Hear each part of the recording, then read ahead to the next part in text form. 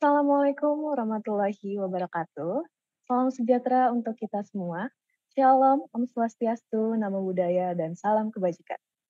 Halo Sobat Prestasi, perkenalkan saya Devina dari Balai Pengembangan Talenta Indonesia, Recording in selaku progress. moderator, ingin mengucapkan selamat kepada Sobat Prestasi yang telah lolos seleksi pada tingkat kabupaten kota, dan selamat datang dalam acara sosialisasi OSN tingkat provinsi jenjang SMA MA tahun 2024 terkhusus pada bidang biologi.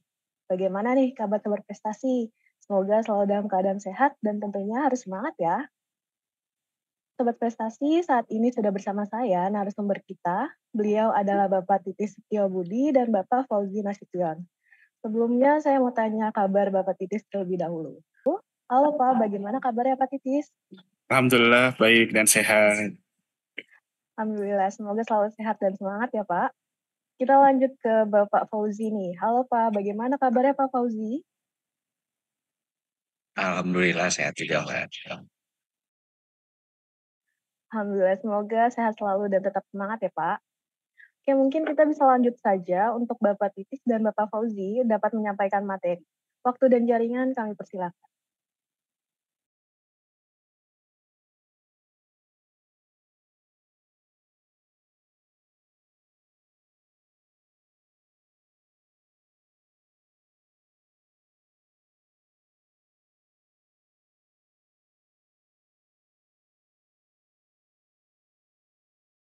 Oke ya, jadi di sini saya dan Titis akan menyampaikan materi sosialisasi OSNP tahun 2024 bidang biologi. Nah, di sini ada beberapa hal yang akan kami bahas, mulai dari aturan umum, timeline dari OSNP ini khususnya untuk bidang biologi, kemudian berbagai macam peraturan terutama terkait dengan pengawasan, dan juga nanti bagaimana cara mengoperasikan aplikasi yang akan digunakan untuk mengerjakan soal OSNP nantinya. Oke, langsung saja kita mulai dengan aturan umum dulu. Nah, sebenarnya untuk OSNP 2024 bidang biologi ini masih sama persis seperti tahun lalu ya. Jadi aturan umumnya juga masih sama. Jadi peserta yang tahun lalu sudah ikut OSNP pasti sudah familiar dengan yang akan dilakukan nantinya pada saat OSNP. Nah, jadi untuk aturan umumnya, pertama ada tes OSNP nantinya terdiri dari 200 nomor soal ya, di mana setiap 4 nomor soal itu punya penjelasan, punya teks yang sama. Jadi ada teks soal, kemudian untuk masing-masing teks soal itu akan ada 4 nomor soal. Nah, ada 50 teks soal, jadi totalnya ada 200 nomor soal. Nah, setiap nomor soal ini harus ditentukan apakah pernyataannya itu benar atau salah. Nah, kemudian jika jawaban dari teman-teman nanti tepat, maka akan dapat 1 poin. Nah, kalau jawabannya tidak tepat, tidak akan mendapatkan poin alias 0. Nah, jadi karena 200 soal dan poin untuk setiap nomor soalnya itu adalah 1, jadi nilai maksimalnya adalah 200, nilai minimalnya berarti 0. Ya, kemudian tidak ada sistem minus ya, jadi sangat disarankan untuk semua soal itu dijawab. Jadi jangan sampai ada yang dikosongkan. Nah, kemudian untuk kalkulator itu boleh digunakan, dan kalkulator yang boleh dipakai itu adalah kalkulator saintifik ya. Kalkulator fisik, tidak boleh kalkulator yang ada di komputer ataupun di gadget-gadget lainnya. Nah, untuk durasi pengerjaan tesnya adalah 180 menit alias 3 jam. Nah, selanjutnya kita bahas timeline untuk OSNP bidang biologi ya. Jadi nanti di tanggal 3 Mei akan ada technical meeting via Zoom. Untuk link Zoom-nya nanti akan disampaikan kemudian ya. Jadi di technical meeting ini kita akan membahas bagaimana cara proctoring atau pengaturan kamera yang sesuai. Penekanannya ada di situ. Jadi ini diharapkan semua peserta menghadiri Zoom meeting di tanggal 3 Mei ini ya, pukul 16.30 WIB. Untuk yang di daerah lain silahkan menyesuaikan dengan waktunya. Kemudian besoknya akan diadakan uji coba via website sciencebpti.kemdikbud.go.id dan juga Zoom meeting. Jadi untuk uji cobanya ini akan seperti simulasi ya. Jadi teman-teman akan mengerjakan soal uji coba sambil diawasi. Jadi teman-teman harus menyediakan kamera yang dibutuhkan pada saat uji coba. Jadi ini uji coba ini settingnya seperti pas pelaksanaan. Nah, untuk pengerjaan uji coba yang menggunakan kamera pengawasan ini akan dilaksanakan pukul 8. Nah, tapi untuk uji coba ini masih akan dibuka sampai besoknya, sampai tanggal 5 Mei pukul 23.59. Jadi teman-teman setelah melakukan uji coba yang pakai kamera pengawasan masih bisa mencoba lagi. Si soal uji coba ini. Pokoknya teman-teman harus sampai paham benar bagaimana cara mengoperasikan aplikasi OSNP nantinya. Nah, kemudian di tanggal 7 Mei, kebetulan biologi kebagian pelaksana OSNP di tanggal 7 Mei ya, adalah hari pelaksanaan OSNP bidang biologi. Nah, jamnya di jam 8 sampai jam 11.00 WIB. Nah, 3 tanggal ini harus teman-teman ingat, jangan sampai kelewat ya, karena ini 3-3-nya penting bagi kelancaran teman-teman nanti pada saat mengerjakan OSNP. Oke, selanjutnya. Nah, selanjutnya kita akan bahas apa saja hal yang diperbolehkan dan yang tidak diperbolehkan selama tes OSNP nantinya. Nah, pertama, hal-hal yang tidak diperbolehkan untuk dibawa ke ruang ujian. Pertama, ada masker. Jadi tidak boleh menggunakan masker, harus dibuka supaya wajahnya jelas terlihat. Handphone, smartphone, atau gadget yang tidak diperlukan untuk pengerjaan tes ataupun untuk sebagai kamera pengawas itu tidak boleh dibawa masuk ke dalam ruang tes. Nah, kemudian jam tangan, smartwatch, atau apapun bentuknya itu tidak boleh digunakan pada saat tes. Nah, untuk masalah waktu nanti di aplikasi tesnya ada. Jadi jam tangan ini tidak diperlukan, kemudian headphone, earphone, dan semacamnya itu juga tidak boleh dipakai. Nah, jadi benda-benda yang diboleh dibawa ke dalam ruang ujian itu pertama adalah kalkulator fisik. Kalkulatornya harus fisik ya, untuk membantu pengerjaan ujian, tidak boleh yang ada di komputer atau di gadget. Kemudian alat tulis boleh dibawa dan juga kertas untuk coret-coret itu boleh. Oke, kemudian selanjutnya. Nah, untuk pengawasan tes. Nah, jadi ini kita berpatok pada pedoman OSN ya yang mungkin sudah beredar di teman-teman. Jadi untuk pengawasan kita akan sesuaikan dengan pedoman. Nah, jadi pengawasan ini akan dilakukan secara terpusat oleh panitia pusat ya. Nanti ada tim dari BPTI dan juga dari tim juri yang akan mengawasi teman-teman. Kemudian untuk di dalam ruang tes itu boleh ada lebih dari 1 orang, tapi dengan syarat di dalam ruang tes itu pesertanya harus dari satu bidang yang sama.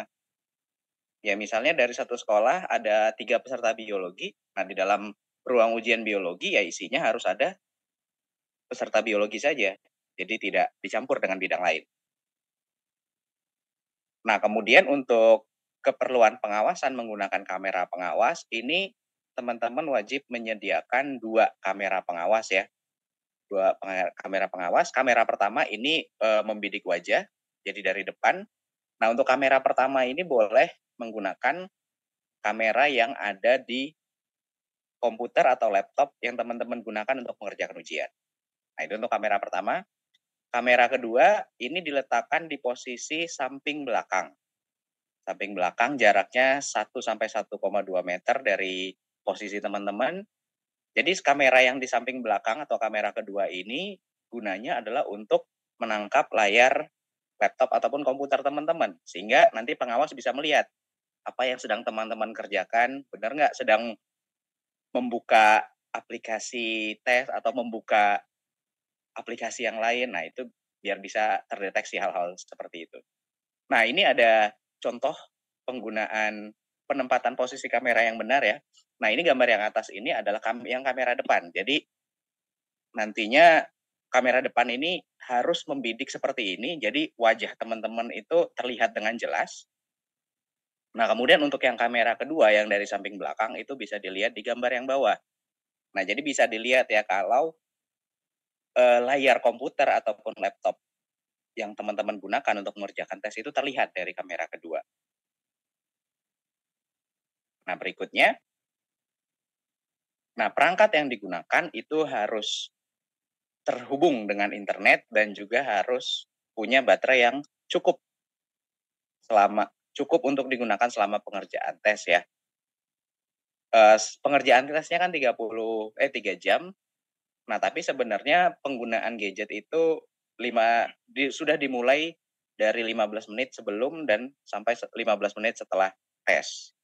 Jadi gadget yang dipakai itu harus punya kapasitas untuk bekerja kurang lebih sekitar 3,5 jam ya.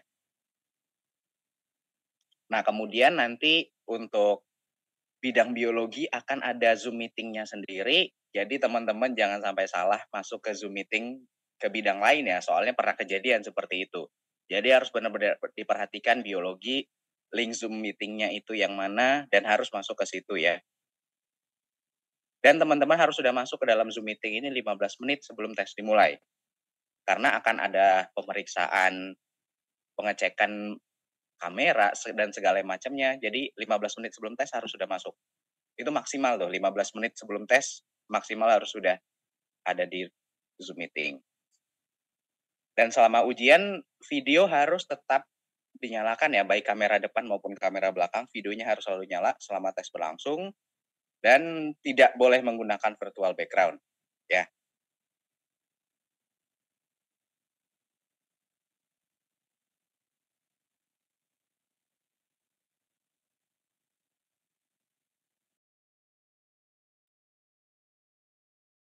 Oke.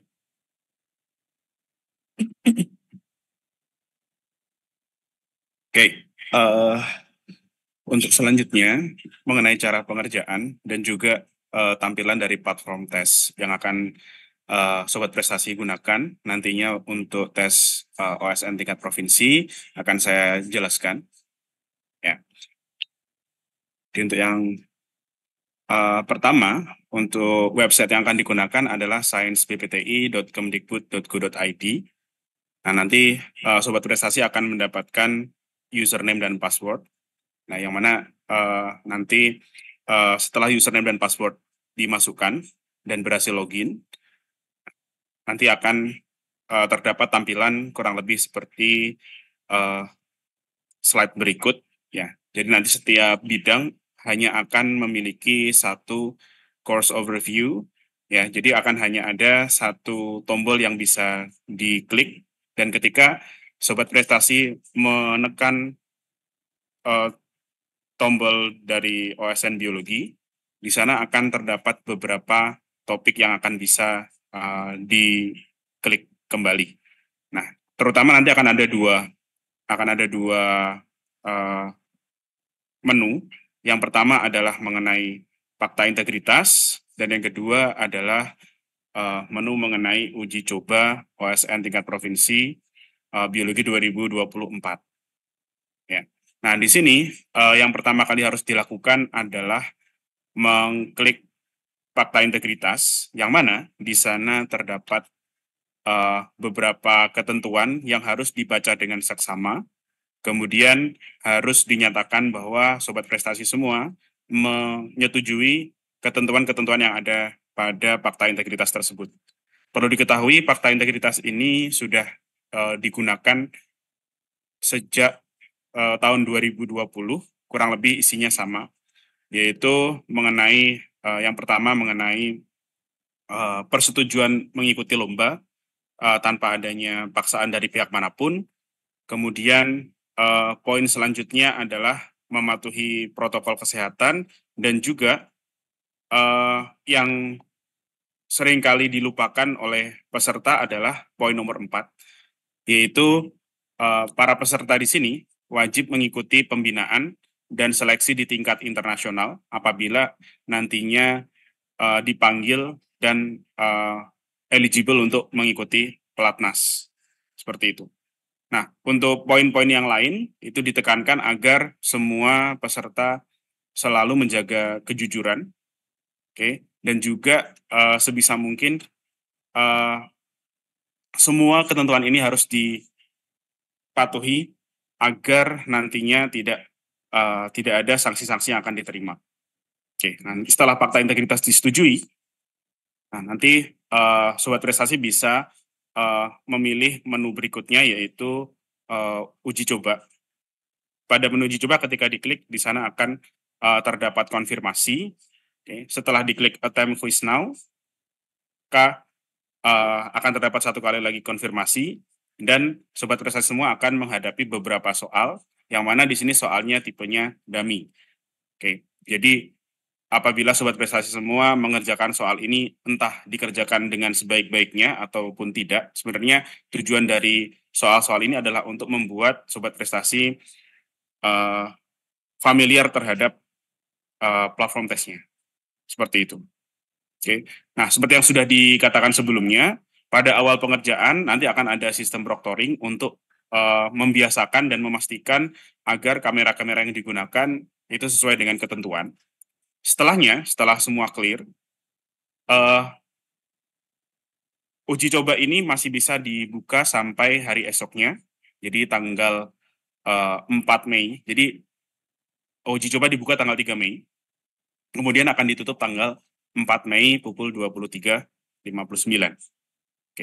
Nah, nantinya yang akan dipakai di tes OSNP akan sama persis dengan yang tertampilkan di sini mengenai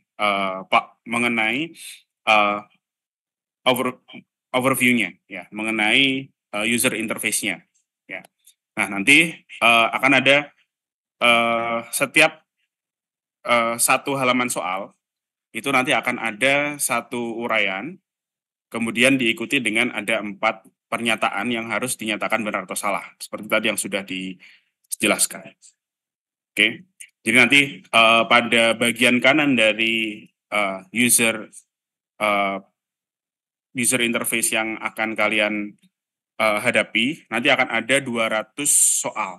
Di sini masih terdapat hanya 32, ya. Nanti kalau pada tes akan ada 200, yang mana ketika diklik salah satunya itu akan langsung tertampilkan 4 soal seperti itu.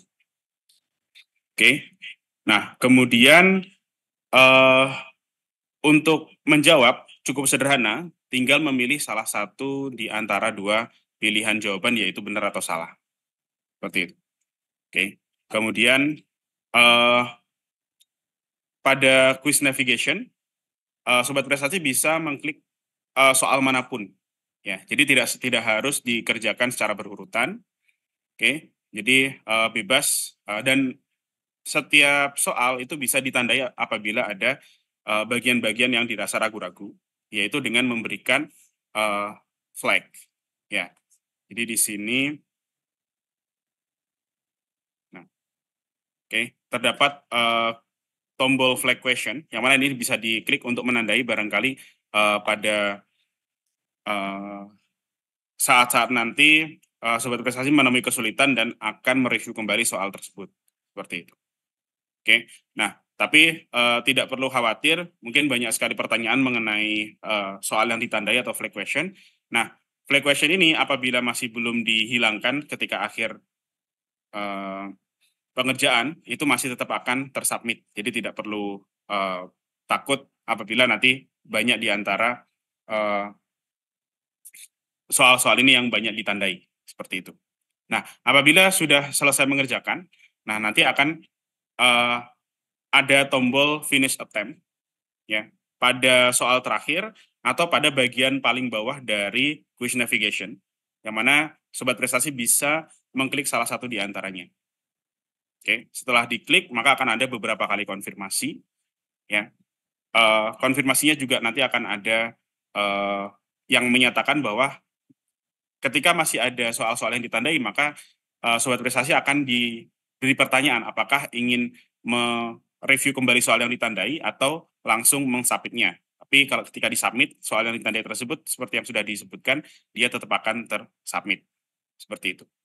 Oke. Nah, apabila nanti diklik submit all and finish, nanti akan terdapat jendela pop out ya yang akan harus diklik kembali ya, submit all and finish. Ya, ketika itu sudah diklik, oke, maka nanti jawaban-jawaban yang sudah dimasukkan akan terekam pada sistem. Jadi kita bisa simpulkan di sini untuk bisa mensubmit jawaban itu perlu 3 kali konfirmasi. Ya. Jadi tidak akan ada alasan misal ada komplain salah klik sehingga menyelesaikan ujian sebelum waktu selesai, itu tidak ada komplain seperti itu. Karena konfirmasi di sini dilakukan berkali-kali. Seperti itu. Nah, untuk uji coba nanti akan ada beberapa kali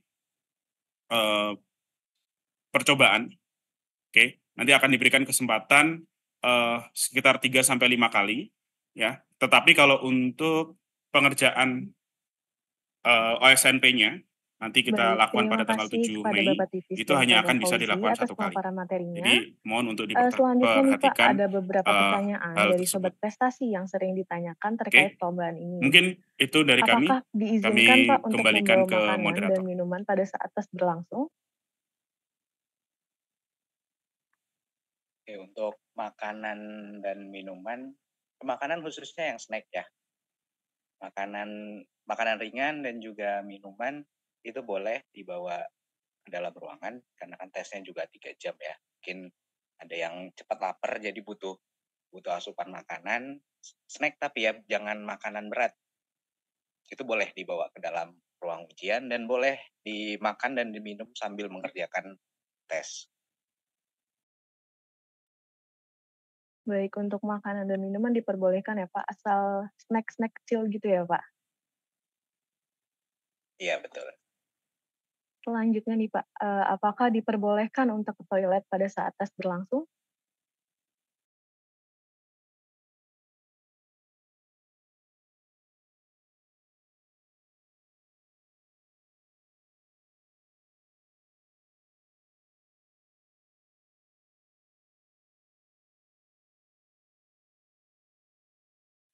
Saya akan bantu menjawab. Jadi secara umum karena pelaksanaan untuk OSN tingkat provinsi biologi itu adalah 3 jam, cukup panjang. Jadi saran pertama dari tim juri adalah usahakan sebelum tes berlangsung sudah menyelesaikan urusan di kamar mandi, di toilet. Ya, jadi usahakan sebelum dimulai itu sudah ke toilet terlebih dahulu.